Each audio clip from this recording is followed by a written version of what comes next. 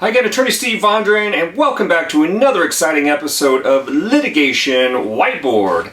Okay, so we are talking in this video about the deposition, okay? This is very important information. This is the essential things you need to know if you're having your deposition taken, and you need to make sure that you're dominating and mastering the deposition so that you give that good information and you become a strong witness in your case, okay? We are licensed practice law in California and Arizona. We take federal copyright litigation cases, trademark, and copyright nationwide. So without further ado, let's head to the Attorney Steve Litigation Whiteboard. All right, let's back this up. Okay, we're back. All right, so what I want to do first of all is give you some context. Some people say, well, depositions, I got a notice, somebody's taking my deposition, what do I do now? Let's put this in context for you, okay?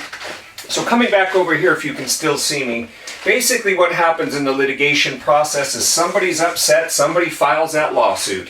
That lawsuit may be filed in state court, it may be filed in federal court, okay? There may be some other legal proceeding that you're facing, but somebody is subpoenaing you to come and appear as a witness, or you're the party in the case and you need to appear as a witness. Okay, this may also apply if you're called as a witness in a trial. You get a subpoena and you have to show up and testify at a trial. So hopefully this is going to cover some of those basic things. Also, by the way, I think this is just important conversational two-way tips that should apply to everybody in daily life. Just some basic communication etiquette to help conversations get moving. But let's go back. So we have the lawsuit files. Somebody is making certain allegations. You ran the red light. You infringed my copyright. You breached the contract. It could be 1,000 different reasons somebody's suing each other. So a lawsuit gets filed and certain allegations are being made. So the job of the attorneys is to come forward and say, well, we need to either prove these facts, or if you're the defendant, we need to establish some defenses, so forth and so on, okay? So what happens after the lawsuit is filed, typically you have an answer. Sometimes there's a motion to dismiss or demur, but let's assume there's an answer filed. And what happens is the parties end up in what we call the discovery process. Discovery process. And what that is really is where the attorneys for both parties get to do things such as send form interrogatories, questions. We can send questions that the other party has to answer under oath.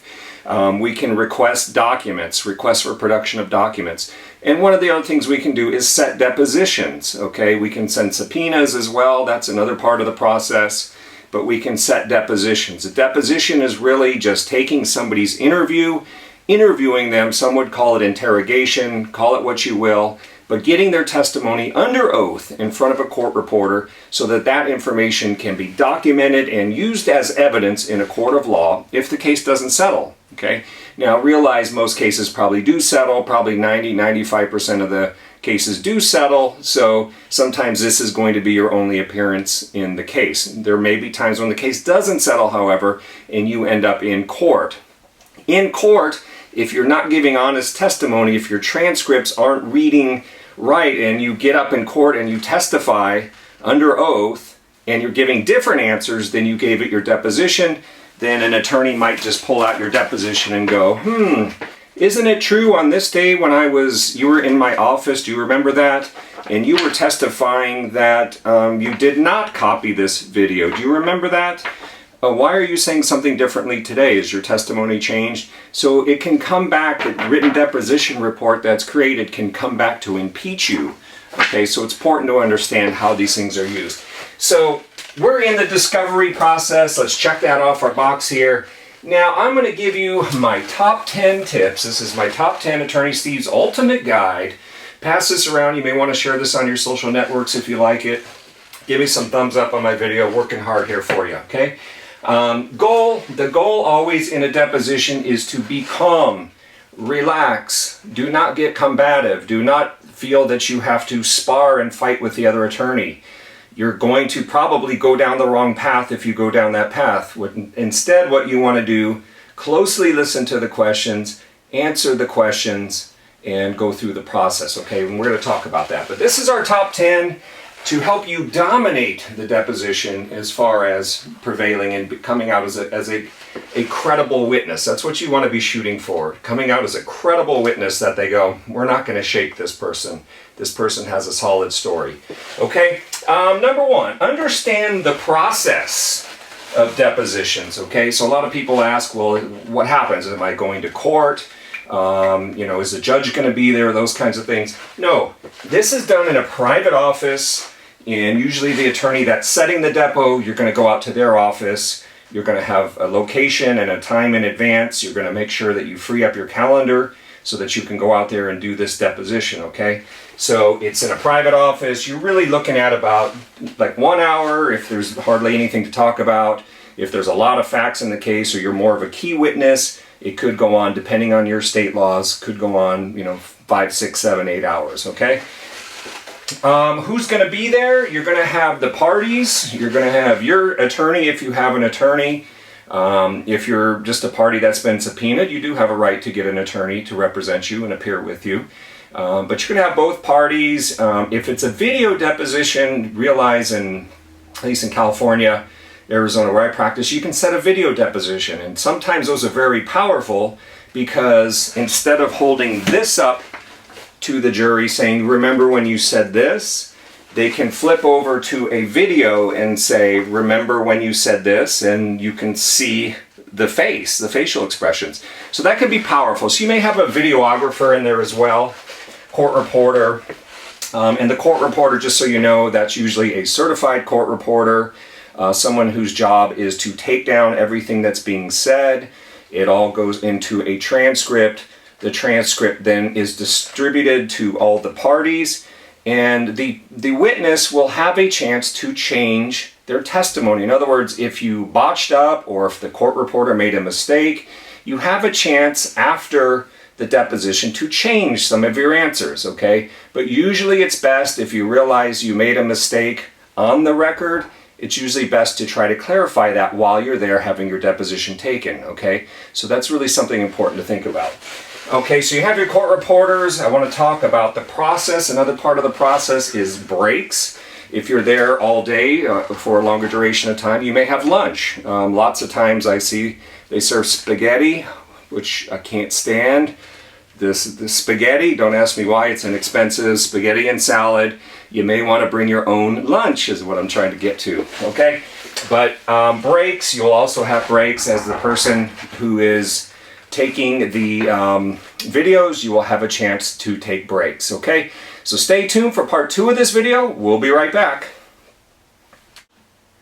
Okay, back to part 2. So let's continue. So you're going to have, as we mentioned, breaks and the ability to change the record if need be.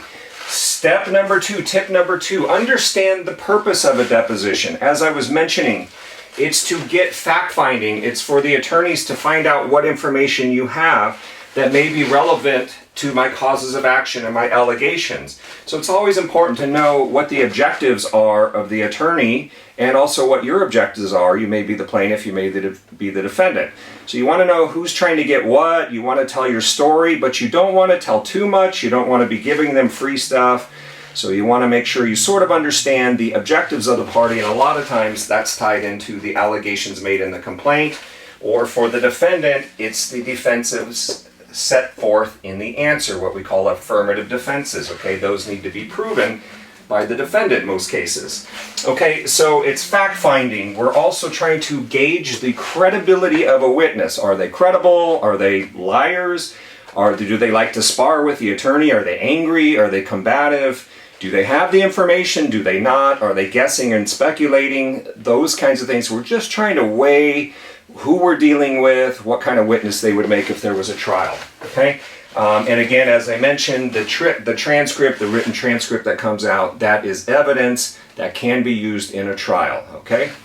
And again, for impeachment purposes. And also, the discovery process, when you take the deposition of 5, 10 witnesses, oftentimes you can figure out as an attorney, do I have a great case? Is it not quite as good as I thought? Is it even better than I thought? Do things come out in the deposition that made me go, holy cow, I didn't know that, I'm going to add or amend my complaint, you know, those kinds of things. So that's the purpose of the depo. So step 1, understanding the process. Step 2, the purpose of the deposition. Once you know these things, you feel a little bit better, you feel a little more confident, so you're not so scared of what you're getting yourself into or what you've been hauled into. Step 3, I'm going to talk real quick about your dress, appearance, medications, and the, what did I put there? We'll get to that in a second. But anyway, appearance. Some people say, well, how do I dress? Can I wear my Metallica tank top and, cut off shorts and whatnot? It's probably best to dress with business attire, general business attire, maybe something you would wear if you were going to church, something like that. Dress nice, especially if you're having a video deposition taken. You want to look nice. You want to sit up straight in your chair. You want to have nice mannerisms. And the other thing that I mentioned is being rested. If you know you're going to get your deposition taken at 9 o'clock in the morning, don't stay out partying until 3 or 4 and come in, with a fog around you. Those things they're not going to bear well on you. You're going to have a tough day at the deposition. The attorney's going to be ready to go, and you're just going to find yourself at a disadvantage. And you're probably not going to enjoy the process. So anyway, be rested. Medications and alcohol. Some people think they have so much anxiety. I've taken depositions of people that just appear to be like on drugs, and they can't really listen to the questions. They can't respond. I mean, just kind of a total train wreck. And, they just make bad witnesses. It's, if they can't remember certain things. And so what I suggest is don't take medications, don't take drugs unless you need them. I mean, unless a doctor says you need them. But the other attorney, when they start taking the deposition, are probably going to ask you, have you been taking any medications that would alter your ability to perceive events and give honest testimony today? If so, what are you taking? So, be prepared. That's probably a question that will come up. Sometimes it does, sometimes it doesn't. But that's your dress and appearance. So those are your top 3 things to be thinking about, sort of background things. This is the context that you're going to find yourself being deposed in. Number 4, I'm going to talk about this. You're able to prepare in advance with your attorney, okay? So this is very important to understand, is that you have the right and the ability to prepare in advance of your deposition. And most good attorneys will prepare their clients in advance. You do some role playing, you review some of the documents that may be pertinent to your testimony. For example, when a deposition notice is sent out, it usually tells you this is the time you need to appear. We're taking your deposition. It's done by video or maybe not. Video depos are expensive, 4 or 5 grand or more, so they can be expensive, but they're going to tell you where to appear, so forth and so on. So the ability to speak with your attorney, to role play, to go over questions and potential answers, totally legal. You can do that, yes.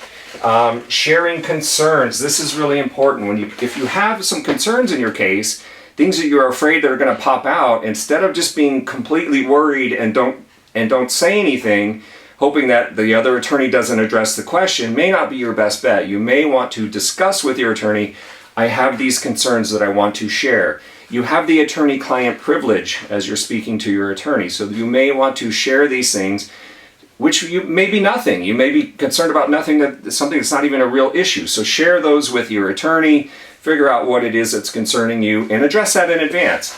Review the documents. If they're asking you to bring documents in the deposition notice, you can say to your attorney, we need these documents, here's my emails, here's my text messages, here's the letters they wanted, here's my bank account, whatever they're asking for.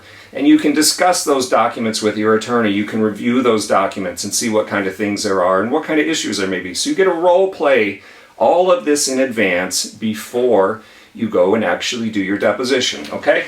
So these 4 things should give you some peace of mind. These are my first 4 tips, is just understanding what's going on, because that understanding this process, the context in which we're dealing here, should bring you some confidence because you understand what's going on. You're not ignorant to the whole thing. Now, let's get down to the nuts and bolts, okay? This is actually taking the deposition, which is question, answer. The attorney asks a question, the deponent gives an answer. Ask a question, give an answer. Ask a question, give an answer. That's kind of the flow of it. However, it doesn't go that easy. Sometimes it's like when you're at a party or something, you're talking with other people and you start talking, somebody cuts you off and you just go like, oh my God, and somebody's always cutting each other off. So things can get crazy. And the same thing can happen in a deposition. So we're going to talk about just a few of these things that may be helpful here. Let's go over to my aqua pen. Tip one here, it's actually number 5 on my top 10, number 5. Listen carefully to the question. Listen carefully to the question, okay? Sometimes, just like I said, at a party, someone will start talking and you go, oh, I know what they're going to say, and you want to interrupt and you want to throw your statement out there. Don't do it. Slow down. Relax. Listen. You got 2 ears and 1 mouth. Use the 2 ears and listen to the question. What is the attorney asking? Is he asking you for times, dates, someone you spoke to, what was said? Listen closely to the question. Let the attorney finish. Sit there, relax, calmly. You can sound impressed if you want. You can do those kinds of things, but let them ask the question. Once they're done asking the question, your attorney, if you have an attorney representing you, has the right to make a legal objection. Now, the objections could take lots of different forms. Objective, objection to the form of the question. It could be objection irrelevant. Why you asking this question is completely irrelevant. Objection argumentative. You're just trying to get this witness, in a bunch. You're just trying to argue for no reason. Calls for speculation, calls for a legal conclusion. Vague and ambiguous, compound question. So there's a lot of different types of objections. You want to always make sure you're giving your attorney a chance to raise the objection. If not, what ends up happening is everybody starts talking over each other, and then the court reporter's going crazy, going, what do I type down? I don't even know what to type down. Don't be that witness. Be the witness that sits there, listens calmly to the question, waits for your attorney to see if there's any objections. Think about the question and digest it, and think about what your answer is going to be. So that is a process of being calm. Now, you really have to be calm to do that. And the same is true in social settings when you're trying to talk to people. You have to listen. Now, they may be long-winded. You may be going, please get to the point. But give them a chance to get the question out. Because if you chop them off, trust me, you end up going back. The attorney wants to go and make sure he gets his full question in. You may have to reread the record from the court reporter. It just turns into a mess. Let the attorney finish the questions. Listen. Give your attorney a chance to object. If they object, they will also tell you, go ahead and answer the question in most cases. Or they will say, I advise you not to answer the question. Now, usually the grounds that you're going to find that on is attorney-client privilege. If it's something like, well, what did you talk about with your attorney before you came here today? You say, your attorney says, objection. That calls for attorney-client privilege communications. I advise you not to answer the question. Okay, I'm not going to answer the question. Okay, so that's how the process goes. If the attorney says, go ahead and answer, then you want to go ahead and give a nice, short answer that avoids rambling and volunteering information and telling stories that have no relevance, that open up potential pitfalls. Okay, so listen to the question, listen to your attorney, let them object. If they tell you to answer, go ahead and answer with a nice, short, direct, concise, succinct answer. Okay, that's what you're looking to do. All right, so listen carefully to the question. Tip number 5, don't talk over the lawyer. Don't talk over your own attorney. Okay, the court reporter has to be making this record, and you just got to let the process work itself out. It's the best I can tell you. Tip number 6, wait for the objections. As I said right here, let the attorneys fight. I mean, if the attorneys want to go back, I've got some videos posted on my website. You can go to depotips.com to see some of these links I posted. But you can watch where attorneys are fighting each other, and the witness should just be sitting there going, sit there and enjoy watching 2 attorneys fight at their job, doing what they do. They're trying to protect their clients. They're trying to protect their clients. Sit there and just enjoy the process. If you had a bag of popcorn, I guess you could eat some popcorn. But just let the attorneys do the fighting. Okay, you don't have to get involved in that, and that's kind of that. Okay, that's number 6 on our list. 7, as I mentioned, give your best, truthful, and short answer. Don't ramble, volunteer information, tell stories. I have this down here as part of this, asking for documents if needed. Now, an attorney may say, do you remember you said in your police report, for example, that you were driving at 50 miles an hour? And you say, well, I don't remember. Do you have a copy of the police report that I can review? So if you don't know, if the attorney's referring to documents, other, written, do you remember you put in the contract, you wrote this? I don't know, what are you talking about? Before you testify, you want to make sure that it's going to be truthful and 100% accurate. If you have to ask for a document to refresh your memory, then the attorney on their side should have that for you. If they don't, then you say, well, I don't want to say anything without knowing for sure what I said. Don't fall into the traps, what we call taking the bait from the attorney, okay? And your attorney, if you're represented, should help you protect against that. So asking for docs, that's number 7. Going up here, we got 3 left. If you've hung out this long, you're almost there. You're almost a pro at getting ready for your depo. Number 8, take breaks as needed. Take breaks as needed. This is important. So if you have to take a restroom break, or you're feeling like you're getting into an area where you're a little uncertain, okay, where you're like, yeah, I'm feeling edgy, or something's just coming over and you just go, I just need a break right now. Or you find yourself kind of losing your concentration, losing your focus, just need a break. Ask for the break. The opposing counsel will give you the break. Okay, and then if you need to, you can go in the hallway, talk to your attorney, say, hey, this, I wanted to talk to you about this. He brought up this, and should I be talking about this? So it gives you an opportunity, but take these breaks as you need them, okay? That's number 8. 9, be careful with off-the-record statements, okay? So you may be sitting there, and usually when they're taking depositions, you go, okay, Madam Court Reporter, we're going to go on the record. And so they go, okay, boom, you start going and everything's on the record. Well, when you're done, you say, let's go off the record. So now you're off the record, and the other attorney, you may be a fun guy. You may say, oh, or a gal, you say, I really like this lady, she's so nice. I'm just going to talk to her about my fishing trip, and we're just going to talk a little off the record.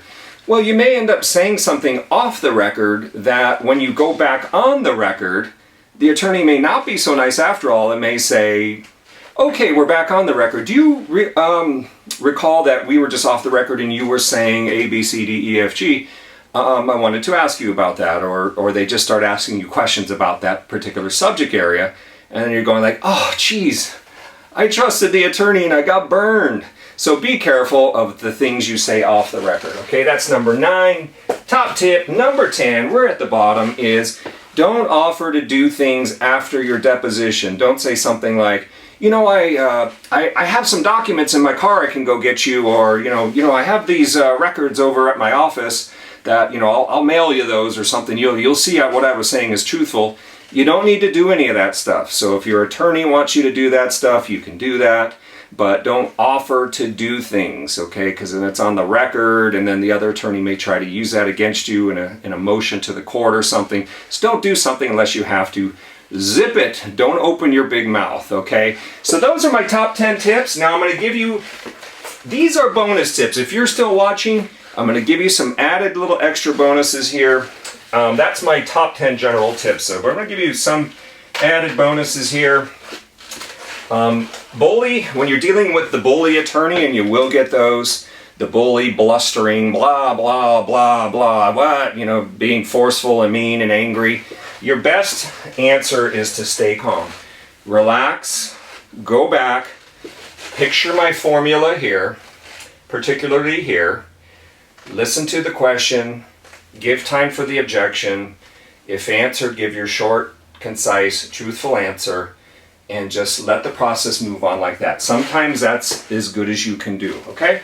Let's check that box. Evasive will lose persuasive. Evasive will lose persuasive. Say that with me. Evasive will lose persuasive. So the more you are trying to avoid answering questions directly, I don't recall, I don't know, this and that. I have one video on my depotips.com where this guy just keeps saying, I don't recall. The attorney would barely finish the question. He was going, I don't recall. That's being evasive. There's basic things you're going to recall. So being evasive will lose persuasive. You'll be less persuasive. You may make a bad witness. That may favor one side or the other. Hard to say. Again, be truthful, seek clarifications. This is important. So again, you want to be truthful. You're under oath. Okay, that means anything you say is subject to penalty of perjury. You could be held in contempt of court, so forth and so on. Okay, so you want to be careful. You want to be truthful. If the other attorney's asking you a question, I'm asking you this. You say, I don't understand what you're saying. What? Can you please clarify your question? Can you please repeat the question? Sometimes an attorney will just be on the cuff. They'll be asking a question and they'll just start, rambling about all the facts that they know, and you're just like, what's the question? So don't be afraid to ask, excuse me, what was the question? Excuse me, can you rephrase the question? Can you repeat the question? I don't understand your question. All those are very acceptable answers. You always want to make sure that the question you're getting is the question you're answering and that everybody's on the same page. If you're not sure, don't answer. Ask for that clarification. Don't just rush to give an answer because you want to get out of there, for example. You want this to be an accurate, hopefully you don't have to do many of these in your lifetime, but you just do it the best you can, get the best record down that you can, and be done with it. Okay?